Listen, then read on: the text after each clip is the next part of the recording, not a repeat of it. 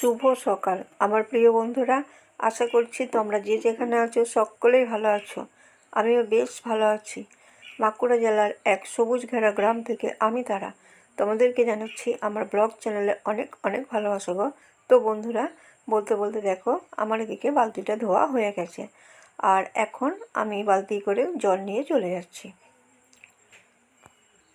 তারপরে বন্ধুরা, আমি যে চলে এলাম ঠাকুর মন্দিরের সামনে গোবর দিতে। কারণ কি বলো তো, কাপড় না ছেড়ে না আমরা কেউ ঠাকুর মন্দির উঠি না। তাই উঠেছি অনেক সকাল, কিন্তু এই মন্দিরে আসা হয়নি। ওদিকে কাজগুলো সমস্ত সেরে নিয়েছিলাম। তারপরে যে কাপড় ছেড়ে পুকুর ঘাট থেকে জল এনে এই যে ঠাকুর মন্দিরের উপরটা একটু দিয়ে দিলাম, তারপর নিচেটাতেও গোবর দিয়ে দিলাম।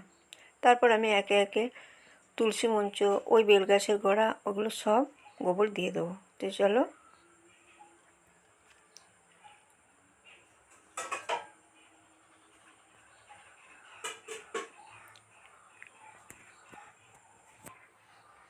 গোবর দেওয়া আমার এখানটায় হয়ে গিয়েছিল। তারপরে আমি এই যে সানটাকেও ধুয়ে নিয়েছিলাম।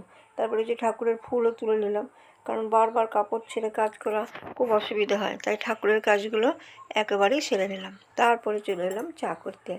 আর এখন বাজে ওই 6:30, কারণ অনেক সকালে চা হতো, কিন্তু ওই যে ঠাকুরের কাজগুলো আগে সেরে নিয়েছি, তাই চাটা করতে একটু দেরি হয়ে গেল। তো যাই হোক, ওই দিকের কাজগুলো তো হয়ে গেল, এখন নিশ্চিন্ত। তা বলতে বলতে আমার চাটাও এদিকে করা হয়ে গেছে। তারপরে বন্ধুরা দেখো,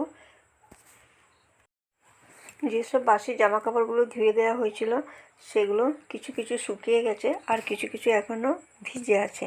তো যেগুলো ভিজে আছে সেগুলোকে আমি মিলে দিচ্ছি, আর যেগুলো শুকিয়ে গেছে সেগুলোকে আমি তুলে নিচ্ছি।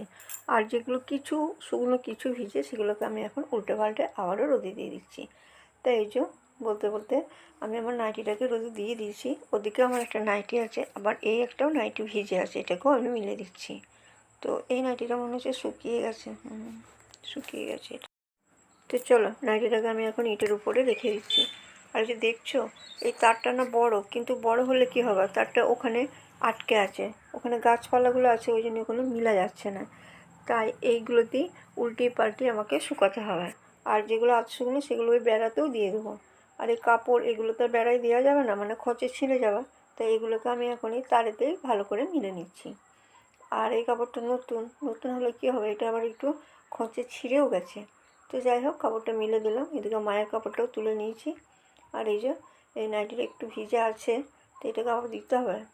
দেখি ওদিকটায় জায়গা আছে নাকি, ওদিকেও আমি নাইটাকে মিলেই দেবো ভাবছি। তারপরে বন্ধুরা দেখো, আমি এই যে চলে এলাম এই গোবরগুলো ঘুঁটে দিতে।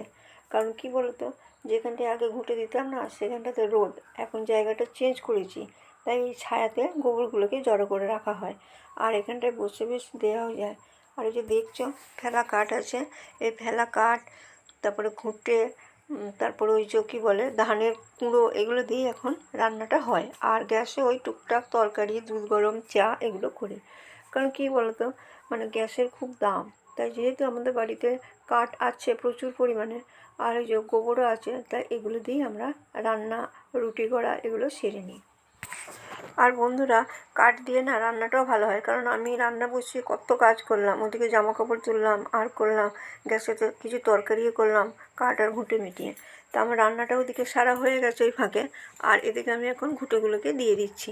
তো চলো, আমি পুরো কাঠটা জুড়ে ঘুঁটেগুলো দিয়ে দেবো। আর বলতে বলতে আমার ঘুঁটেগুলো প্রায় দেওয়া হয়েই গেছে, আর একটুখানি জায়গা আছে। তো চলো, আমি ওই জায়গাটাকেও দিয়ে দিচ্ছি। আর আমার তো দেওয়া হয়েই গেছে, আর ওদিকে আর গোবর নেই, আবারও গোবর জড়ো হবে, তারপরে আবার ঘুঁটেটা দেওয়া হবে। তো চলো। আর বন্ধুরা দেখছো, এদিকটায় খুব রোদ, তাই এদিকটায় ঘুঁটে দিলে না খুব তাড়াতাড়ি শুকিয়ে যায়।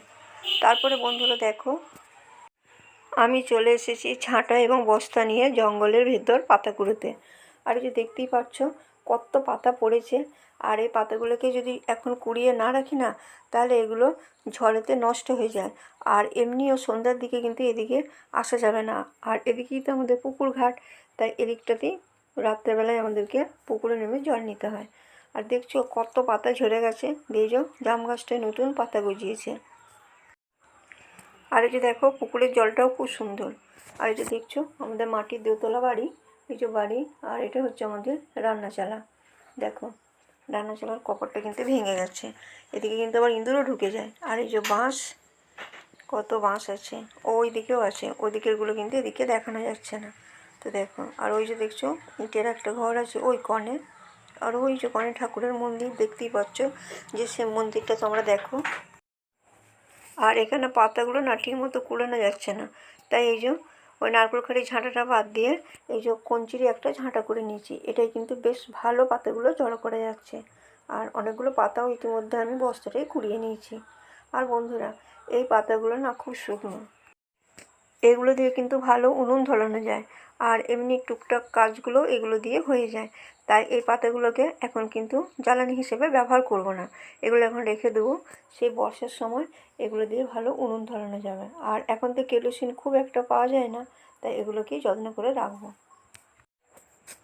তো চলো, আমার প্রায় সমস্ত পাতা কুড়োনো হয়েই গেছে। আর এই যে দেখছি এটা গাঁদাল পাতার লত, এটাকে না ছিঁড়তে হবে, নাহলে কিন্তু এটা যাওয়া যাচ্ছে না এখান থেকে নিয়ে। তো বন্ধুরা, ভিডিওটা কেমন লেগেছে কমেন্ট করে জানিও, আর ভালো লাগলে একটা লাইকও দিও। আজকের ভিডিওটা এখানেই শেষ করছি গো, ভালো থেকো।